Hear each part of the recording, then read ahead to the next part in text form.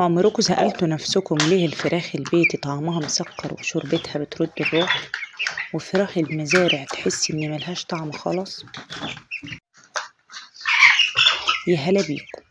النهاردة هقول لكم على الخلاصة في التربية البيتي، وازاي ناخد اوزان نتحدى بيها اكبر المزارع. في المزارع يا حبايبي الفرخ بيكون مجرد رقم، زحمة وريحة أمونيا وأدوية ومضادات حيوية عمال على بطال عشان يلحقوا يبيعوا. لكن عندنا في البيت الفرخ بيتربى على النظافة، هو بيشم هوا نضيف. الناس فاكرة إن التربية البيتي يعني نرمي للفراخ بواقي أكل البيت وخلاص. لا طبعا، لو عايزين أوزان الأساس هو العلف السوبر المتوازن البادي وبعدين النامي. طب ازاي نعدي أوزان المزارع؟ السر في 3 حاجات. اولا العلافة والسقاية ما يفضوش ابدا قدام. تاني حاجة التهوية، ثم التهوية. الفرخ طول ما هو بيتنفس مرتاح بيسحب علف ويحول لحم.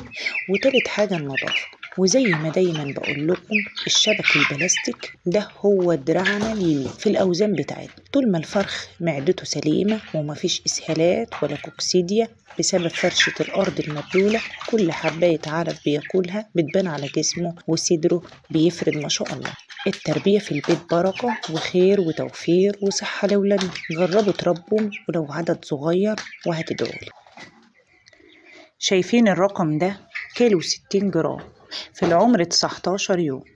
ده مش سحر، دي نتيجة الرعاية الصح والأكل النظيف اللي بيخلي الفرخ البيتي يسبق فراخ المزارع في الوزن. الفرخ في المزرعة بيكون مكتوم وما بيتحركش، لكن شوفوا هنا الحيوية، الحركة ديت بتشغل الدورة الدموية وتخلي الفرخ يهضم العلف بسرعة ويجوع تاني. عايزين أوزان؟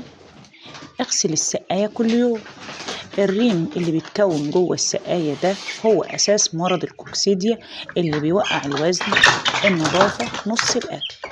دليل صحة الفرخ في وشه، طول ما اللون وردي ومفتح وعينه بتلمع اعرف ان دورتك ماشية في السليم ومفيش اي سموم فطرية مؤثرة عليه.